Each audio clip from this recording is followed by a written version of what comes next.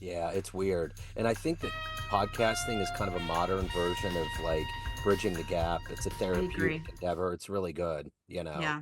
So, well, speaking of, let's hop in. Thank Yes. you again for taking a minute out. I appreciate it. Yeah. Thank you for having You bet. me. Sure. So before we get into your life as an entrepreneur, I want to know first and foremost, 4 years ago, one of the more seminal moments in our existence that could have led to this desire, this divisive kind of way that we all live in America now, the pandemic. How did you survive that time period, and how did it change the way that you do things now? Oh, what a great question. I struggle with talking about the pandemic, to be honest, because my experience of it, I was so fortunate. I Yeah. mean, my family became closer. My time with my kids and my husband was such quality time. I actually felt more sad about going back to whatever normal is, the new normal, because we had gotten so used to this really incredible experience of being together and having those deeper conversations, even with friends. There were hard moments, people getting sick, people passing away, and I never want to diminish the experience of people who had a really challenging time, but I've been fortunate to have my own business for the past 10 years. So nothing much changed about how I delivered my services or, how I went about my life because everything was delivered remotely. And so there was no close personal contact or going into an office building or any of those things. It was mostly my personal relationships, which actually became really strong because we were like, no matter what, we need to be in contact. We need to be talking. I had virtual game nights with my friends where we would, I would have a glass of wine, they would have a glass of wine, we'd be playing some game and having these Zoom Connect calls and stuff, which brought us closer together. And it made us rethink everything about how we lived and what we cared about and our core values. And we had these deep conversations where the way we parented starting to shift a little bit into more like, if this is the way it's going to be, what would we do differently? If it goes back to the way it was before, how would we deal with that? And talking about some of those deeper topics where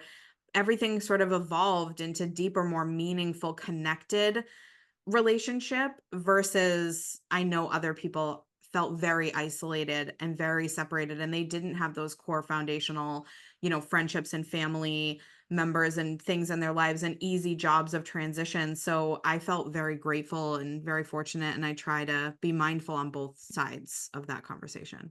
There's a weird buyer's remorse that goes into that time period because I hear this all the time from people. I don't Yeah. want to take away from the woe that we lived through, but it was really a time to recalibrate. Yeah. And it had a monopoly on us. So you had to choose. Is it going to be wasted time, or is it going to be time that you are already going to spend on this planet but under different pretense circumstances, you Yeah. know? So 100%. so let's get into your life as an entrepreneur. There's one thing as far as like what you do that's on paper, but let's get to the brass tacks. I'm going to put you in front of a bunch of third graders. It's career day, and one of the excited kids says, "Hey, what do you do for a living?" How do Mm. you answer them? So I love that because I have a third grader. Okay, you're well So I'm versed. I'm talking to his class, Yeah. and it's funny because my third grader is actually expressing an interest in business. And I say, I sell stuff to people. And I think we're all really good at that, right? We're all developing the skill of how to sell stuff to people. So I'll relate it back to them. When you go to a grocery store, and you talk to someone and they say, what are you looking for today? That's what I do. I figure out what people are looking for. And then I help them find those things and I help them use those things to their benefit. So I'm not just helping people, find a bar of soap in a store. I'm asking them, what's your favorite smell? What reminds you of your grandma? And then they'll say lilies. And I'll say, oh, great. We have this beautiful lily scented soap that's going to fit you perfectly. And then they get excited about that. And then when they go home and every time they use that soap, they think of their fond memories of their childhood with their grandma. Like that is basically what I do in a nutshell. And it gets them excited. So what did you want to be in the third grade? What was your dream? Exactly who I am today, an Oh, entrepreneur. cool. You're living Yeah. it, living the Yeah, dream. I am. So how did these seeds of being very very skilled at business, being an entrepreneur, selling people the dream. How did all of these take root? Take me back to where you were born and raised and the Yeah. evolution of this seedling that has turned into you. Yeah, so I give a lot of credit to my maternal side of the family because my maternal grandmother was an entrepreneur before her time.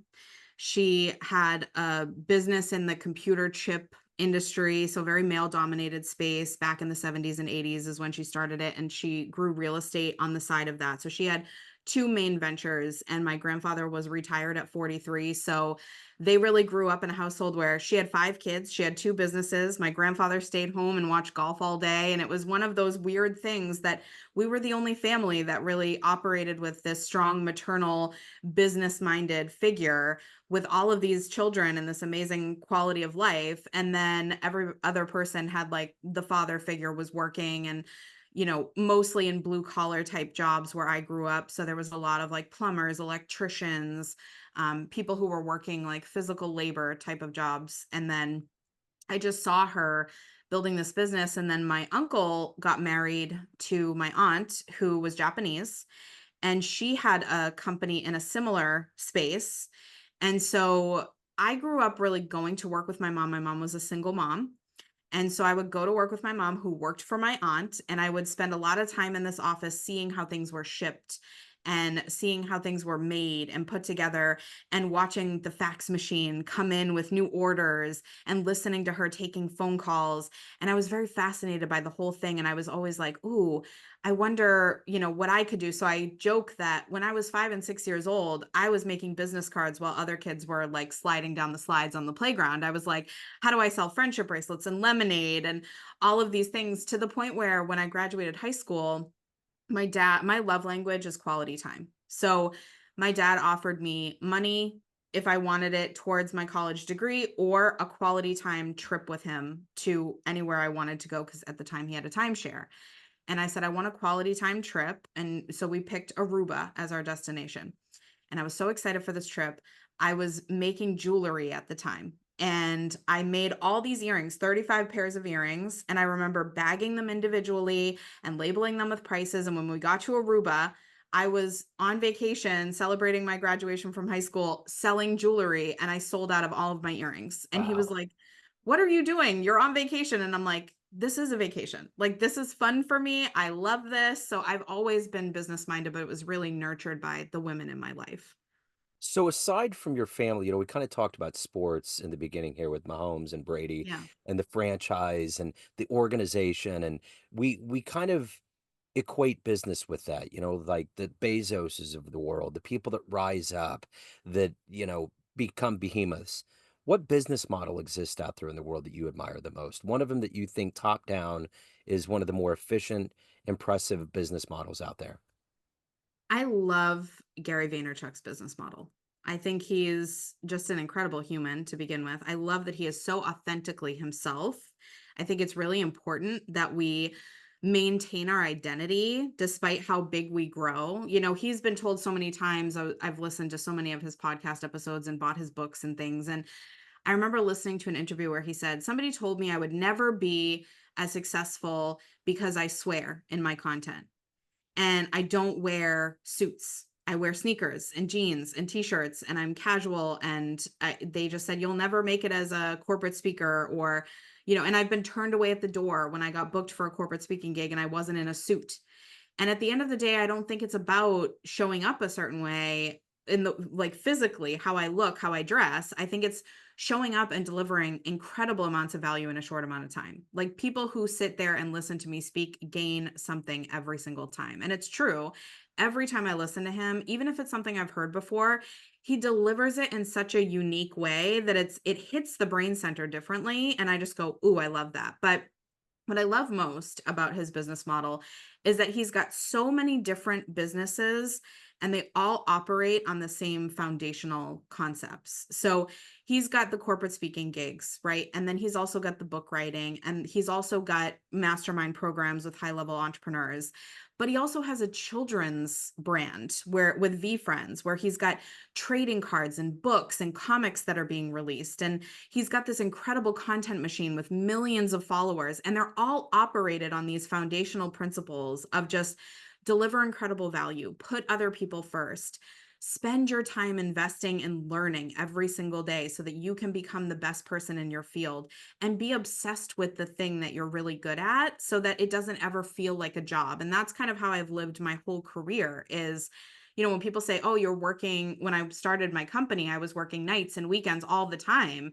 And they're like, "Aren't you burnt out? Aren't you exhausted? You're working 80 hours a week." And I'm like, this is energizing. The more I work, the more I love it. Like, put me in there and it's like the athletes that we were talking about is they get into this zone of just obsession with their field where everything they do is for that role that they are playing. They're eating towards that role. They're working out towards conditioning their body for that role.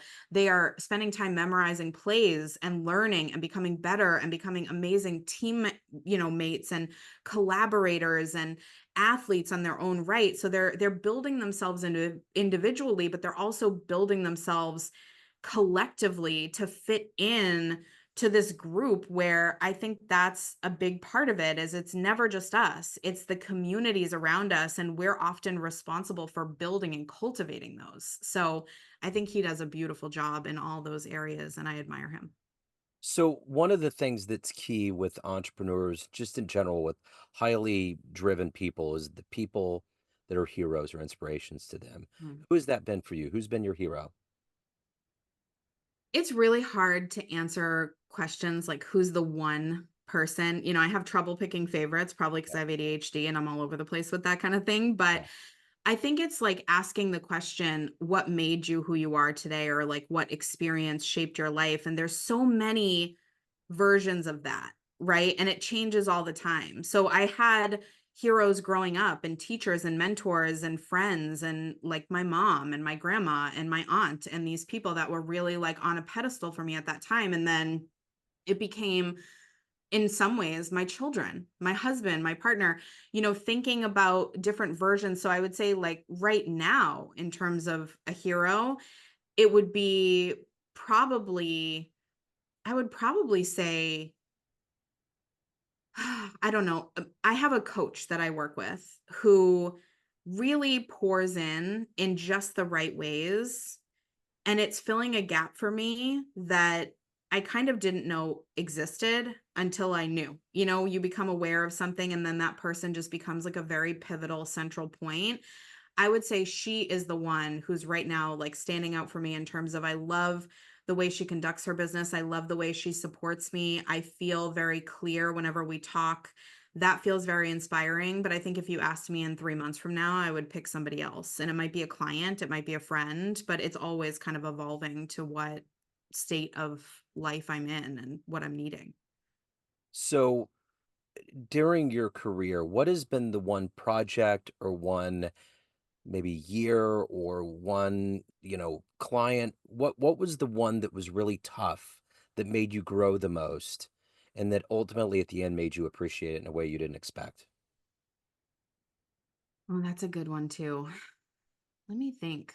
I've had a lot of tough clients over the years. I think for different reasons, there was one person in particular who I think about her business. She was actually one of the few people that I offered a refund to. And I think it was because when I signed her, I was very clear on what she needed and thought that we were aligned on that. And then when she came in, it was very clear that it was not that. And it was one of those situations where I had to kind of go through it to know, and I had to feel out that situation and get a little bit more detail and see if we could be aligned. And so instead of, because my immediate instinct on our first call, because after I signed her, I was like, oh, this is going to be great. We get on the first call, and immediately I had regret. I was like, oh no, what she wants is not not what I thought she wanted and not what I think I can help her with. And we kind of went through that call and I said, I want to offer her a refund right now. Like that was my immediate instinct. And then I said, you know what? I think I can still offer her value. And I would like to, this is what I call paying the tax on a bad experience. Right. And so I was like, I'm willing to still offer her a refund to get to the heart of why we're not aligned and to still give her value for what I can based on what she's wanting and what I think she needs. So we had a second call We talked a little bit in between. I gave her some resources and then I offered her the refund. And she said, I've never worked with someone who has, first of all, offered me a refund, no questions asked, but also really understood exactly what I was needing and exactly what I wasn't needing. And I want to say thank you for allowing me to get what I need, which was really a done for you service, is what she was looking for. And I just don't offer that. And so it was like, no hard feelings. I'm just not the person for you. And I think my level of understanding of how much she knew was clouded by her excitement to do the work, and we need to go through those experiences to be like, you know what? I don't think this is right, but what can I learn from this? What are the client filters I need to have so that it doesn't happen again? What can I leave her with that feels really luxurious and good to her so that she is not being left with nobody? Like, I gave her several referrals to done for you people. I told her exactly the questions to ask when she was hiring and filtering for her own people. I told her the elements of her program that were not quite rounded out that she needed to fix before she hired those people. So, really getting clear on those elements and feeling like, you know what, we left that great. And she responded and was like, I'm going to refer to you for a long time because this experience was great and valuable. But in the moment, it feels hard to say I'm not the one, Yeah. and to feel like, what did I do that was wrong in my own sales process? Because being a sales strategist and coach, like, I teach people how to filter. And so it was like, ooh, I feel like I'm a bad example for a minute. And then it's like, wait a minute, this is natural for everybody because we're all dealing with these new experiences all the time. And now I'm even better equipped to help my clients because I just learned something where if everything was roses all the time, I wouldn't have learned that skill and I wouldn't help people be able to identify those things. So that's what I would say. So of everything that you've done and evolved into up to this point and achieved, what are you the proudest of? Aside from my children, which I am the most proud of, I think it is really just building a confidence in my skill set that I didn't think I could get to. Where when I talk to people, and I say this to pretty much everybody that I meet, within 5 minutes, I can sell your offer better than you can. And that's a beautiful gift to be able to have because I've actually honed the skill of how to transfer that to my clients. So there was this one instance in particular that's very memorable for me. A client that I worked with had this really unique offer. It was a software-based offer for therapy practices. And for many, many years, she had tried to sell this offer and she had gotten some funding for it and she had built it out, millions of dollars in funding. And the first thing she said to me was, nobody gets it. Nobody knows what it does. Nobody understands it. It's very complex. It's very nuanced. It's very unique. Nobody gets it. And so I'm going to try to do my best to explain it to you, but it's hard. And I want you to know that up front.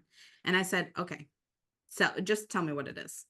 So she talked to me for about 10 minutes. She explained the whole thing. And I said, I think I get it. And if you don't mind, I would like to prove something to you right now. And she said, okay. I said, I'm going to go and Google therapy practices near me, and I'm going to cold call one of them, and I'm going to have you listen. And I got on the phone. Luckily, this worked out to my benefit. The person I called picked up right away, and it was actually the owner of the therapy practice. And I told her about the offer, and I explained it in the way I understood it. And she was like, I've been looking for exactly that. And I would love to have a conversation with the founder and the CEO and talk to her about what that could look like and getting it embedded in my entire practice. She had like 40 therapists underneath her, and this would have been a multi-thousand-dollar deal off the bat. And we ended that call, and I said, I wanted to do that to prove to you that you're telling yourself it's hard. You're telling yourself it's nuanced and complex, but it's really not. There is a way to position every offer that is simple and compelling and exciting for people. And I knew immediately who your market was and why they would want it. And you now have proof that this is your market and that people do want it. And you have the capacity to go close that sale today. Like, she Wow. wants it. She's been looking for it. And it changed her mind completely. Like, whoa, the right people get it. And so that was an exciting experience to be able to deliver to her. So at the end of the day, Justine, everyone has a perception of you, family, friends, clients, colleagues, but you run the show. What's your perception of you? Who do you think you are? Ah, Oh, it changes all the time. I feel like all my answers are like, it's always fluid, but I think I'm a caring person. I am very high integrity. If I say I'm going to do something, I do it. If I say I'm going to be somewhere, I show up there. I fiercely care about the people who are in my life, and I'm very loyal and protective of them. It's funny because on the Enneagram, I'm a type 8. And I don't know if you know much about the Enneagram, Yeah. but Oh, yeah. my type is considered to be the bulldozer type because I'm an aggressive leader with strong opinions, and I often have this persona of like a fierce hard outer shell. But the truth is that inside, it stems from a place of caring and loving and wanting the best for people. And so I say, I might be the bulldozer, but my whole goal in life is to pull people into the bulldozer with me so we can Yeah. pave a path forward. And Yeah. so it's not to run over other people, it's to pave the way and make space for the people who are like me, the misfits, the people who have neurodivergence, the people who have autoimmunes, the people who have a skill set that they love and enjoy and want to deliver to the world and say, hey, get in my bulldozer and we'll pave the path together. So it's really more like a champion for underdogs and misfits and people who know that they're great and feel and believe that they could do something that has a lasting impact on the world that they leave behind, which is why I think COVID was so eye opening because that was the moment where so many people tapped into what really mattered to them. And we saw this huge boom of people that just go, you know what, life's too short. Yeah. I want to get in the bulldozer and I want to pave the path forward. So that was exciting to experience. So if anyone wants to hire you, reach out, learn more about what you're doing, anything, the good business, where do they go? They would go to JustineBeauregard.com or search me on Instagram or LinkedIn or Facebook, Justine Beauregard Coach. Okay. Justine, this has been great. Thank you so much. Thank you for your Thank you story. It so was so much. great to meet you. Great to meet you too. Best of luck with everything.